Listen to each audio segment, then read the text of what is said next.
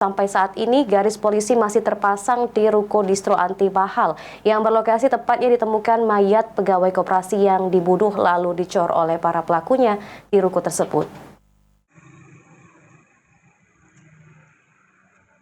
Telah ditemukannya mayat pegawai koperasi simpan pinjam yang dicor di ruko distro anti mahal di Jalan Kiai Haji Ahmad Dahlan Maskrebet. Kondisi distro yaitu 2 ruko 2 pintu terpantau sepi. Bahkan sampai hari ini garis polisi masih terpasang di depan ruko tersebut. Menurut warga sekitar, distro ini terlihat sepi dan tidak ada kegiatan semenjak adanya peristiwa ditemukannya korban Anton Eka Putra, seorang pegawai koperasi di lokasi ruko. Setelah dipasang garis polisi, para warga takut untuk mendekat ke lokasi kejadian. Situasi toko sejak terjadi pembunuhan ini, Kak? Toko ini sepi, sejak ada pembunuhan dan garis polisi toko ini sepi dan para warga takut untuk memasuki kawasan ini. Untuk pemilik tokonya Kak kenal nggak?